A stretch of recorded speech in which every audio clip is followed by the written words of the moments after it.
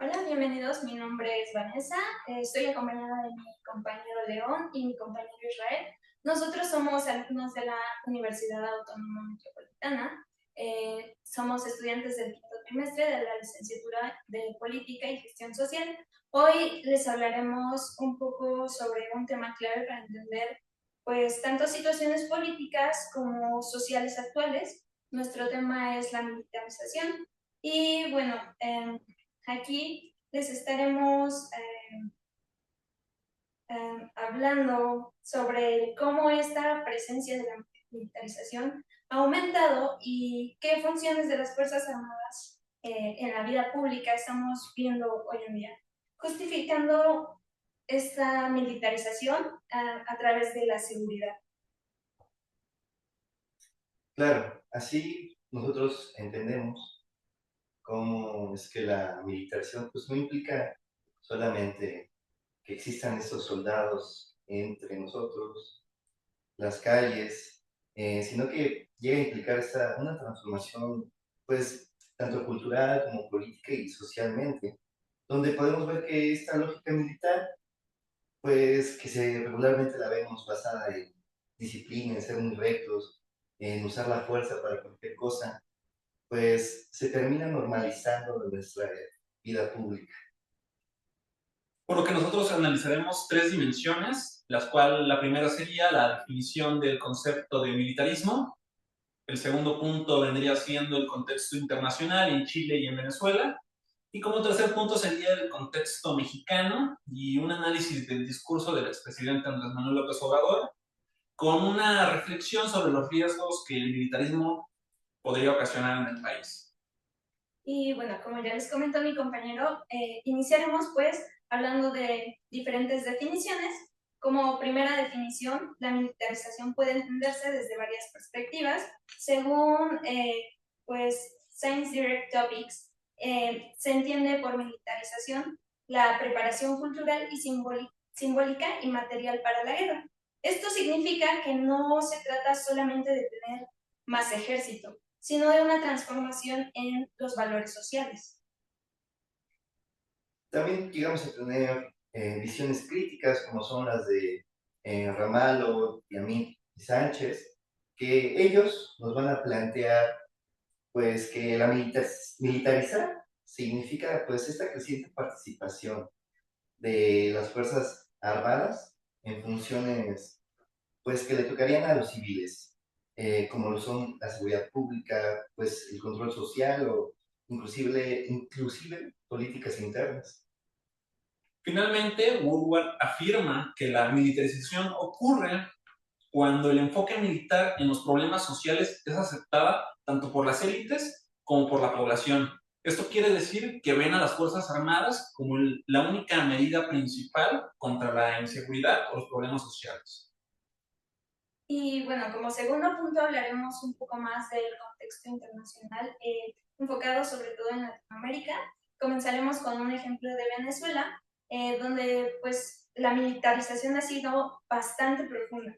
La Fuerza Armada Nacional Bolivariana pasó de ser una institución subordinada al poder civil a convertirse en el centro de la gobernanza, es decir, que pues ellos tomaron pues como este mando, la economía y también el control social.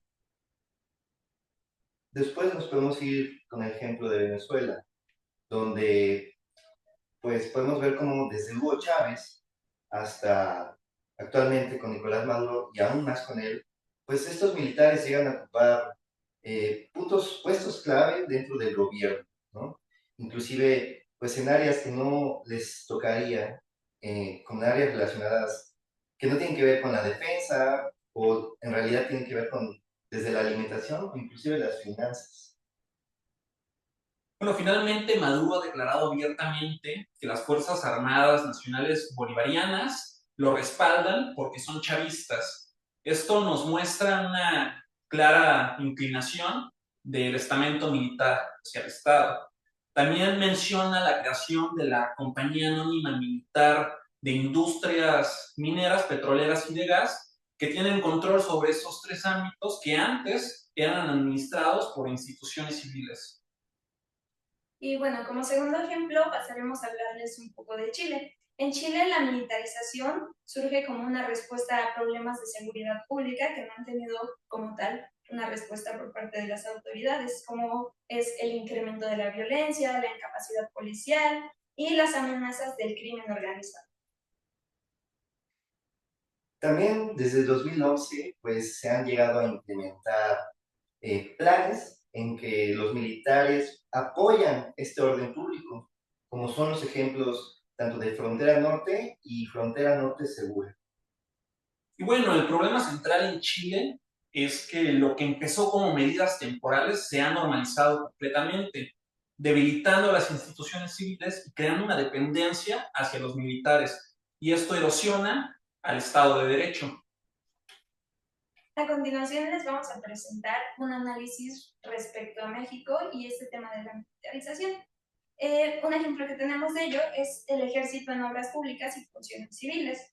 En México, la militarización se ha extendido a ámbitos como aduanas, aeropuertos, construcciones de obra y administración de empresas estatales. Un ejemplo de ello es el AIFA, que es el primer aeropuerto civil operado por militares.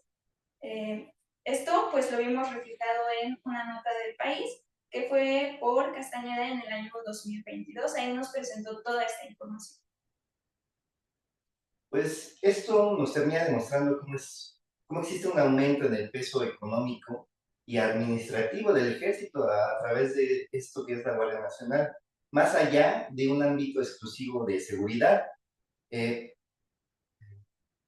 Y bueno, la famosa Guardia Nacional, que fue creada en 2019 como una corporación civil, la ONU de Derechos Humanos menciona que bajo reformas posteriores su control operativo y presupuestario pasó a manos de la Sedena, por lo que ahí se ve claramente dónde está su mano militar. Y bueno, a continuación les realizaremos un análisis del discurso que ya le mencionábamos con anterioridad que realizó el expresidente Andrés Manuel López Obrador. Bueno, el discurso del entonces presidente López Obrador presenta una estrategia de construcción de imagen. Primero, en este describe a la Policía Federal como incapaces.